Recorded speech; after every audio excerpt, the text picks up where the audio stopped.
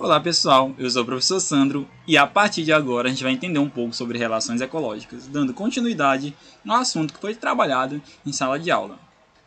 Nesse momento de quarentena, nossas aulas serão assim, à distância, mas eu espero que você entenda o conteúdo. Beleza? Então vamos lá. Relações ecológicas são interações entre os seres vivos que vivem em determinado ambiente. Então, relação ecológica é a interação que eles têm uns com os outros. Beleza? Eles vão ter esse momento de vivência uns com os outros. Pode ser uma vivência boa, pode ser uma vivência ruim. A gente vai entender isso ao longo da nossa aula. Preste atenção. As relações ecológicas são classificadas pelos biólogos em intraespecíficas, interespecíficas, harmônicas e desarmônicas. Vamos lá para essa nomenclatura chamada de intraespecífica. Sempre quando você observar essa palavra intraespecífica, lembre-se que é relação entre indivíduos das mesmas espécies, certo? Relações intraespecíficas são as que se estabelecem entre indivíduos de uma mesma espécie. Ok? Relações interespecíficas, que não tem um azinho. Então, interespecíficas são as que se estabelecem entre indivíduos de espécies diferentes. Intraespecíficas, mesma espécie. Interespecíficas, espécies diferentes.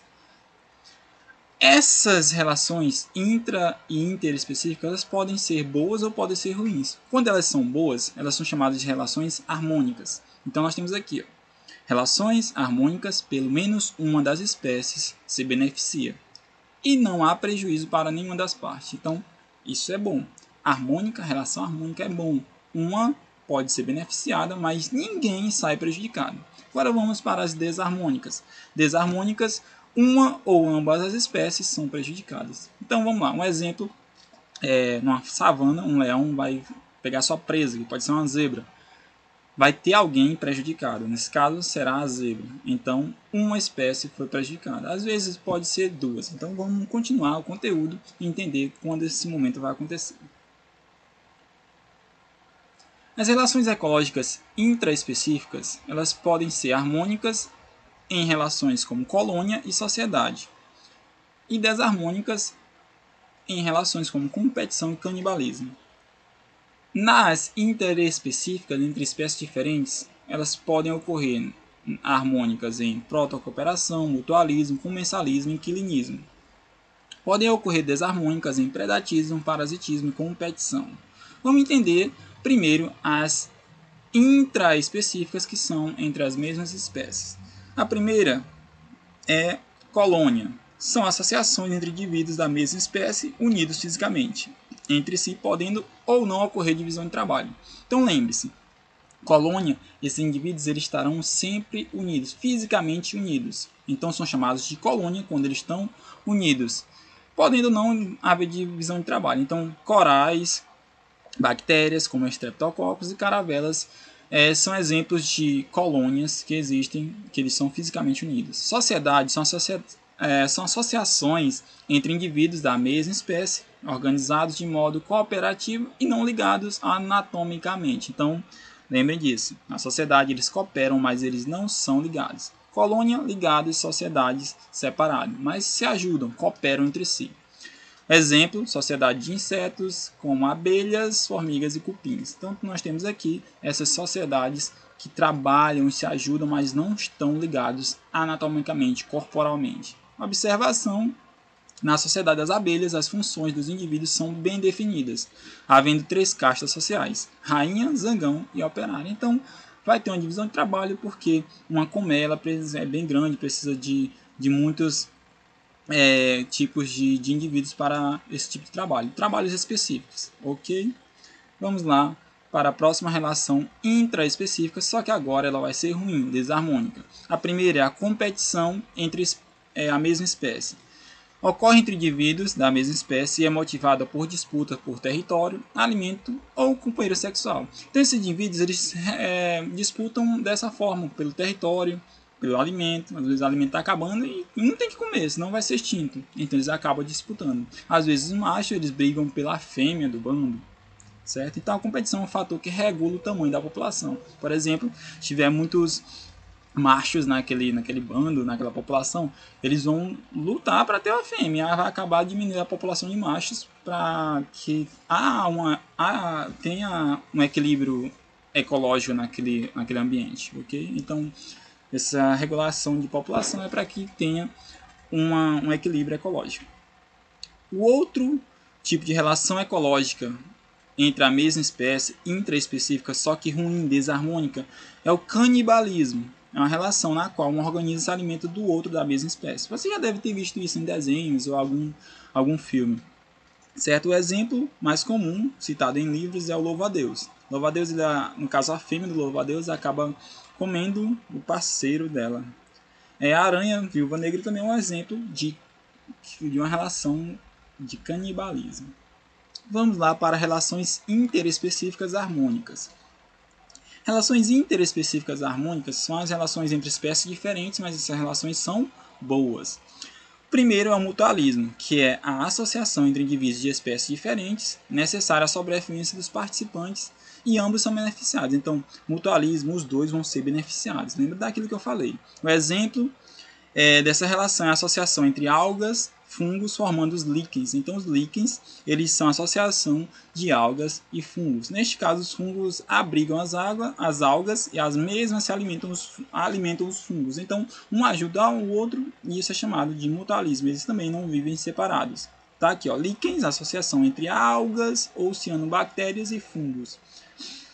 Um outro exemplo comum que também pode existir em vários livros didáticos ou também na internet é um tipo de mutualismo que pode ser chamado também de simbiose, que é o exemplo do peixe e anêmona do mar. Peixe palhaço aqui, ele fica tipo abrigado entre a anêmona. Ele vai ficar naquele ambiente e outro animal não vai acabar encontrando ele.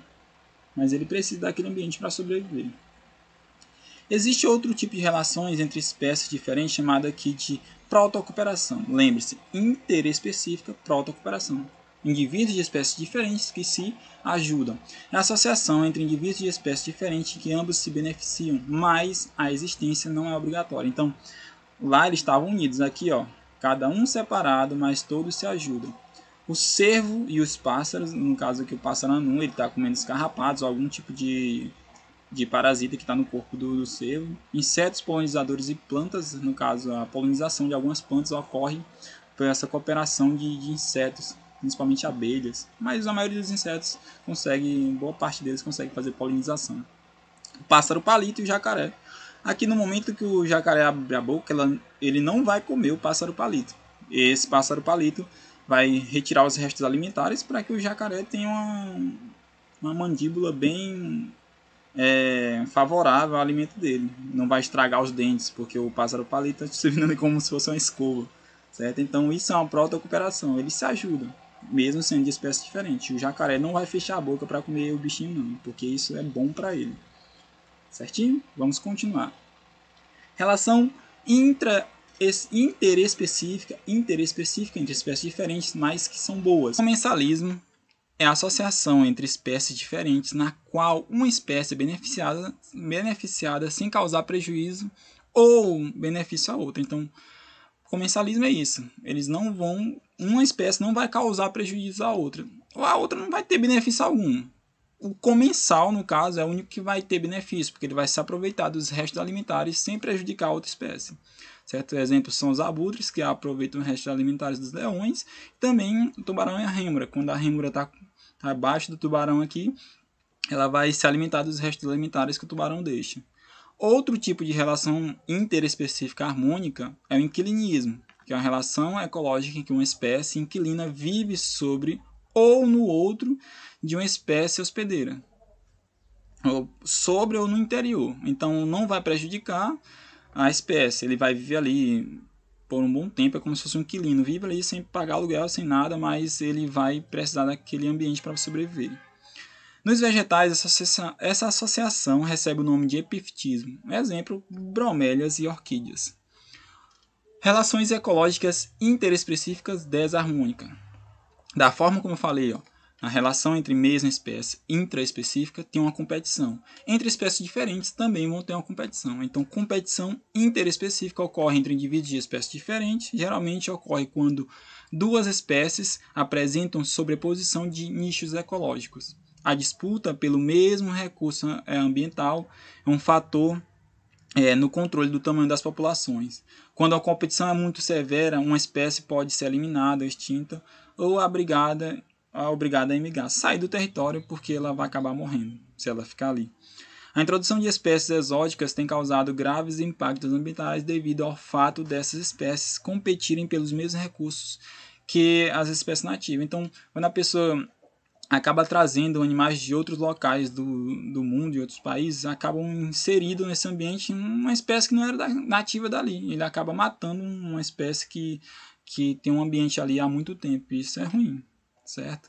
Vamos lá, relações interespecífica desarmônica, predação ou predatismo. No caso aqui, relação mantida por indivíduos de espécies diferentes, na qual um organismo captura e mata o outro para se alimentar. No caso, o predador e a presa, certo? Sempre vai ser assim. O predador vai matar a presa e vai se alimentar. Isso é predatismo ou predação.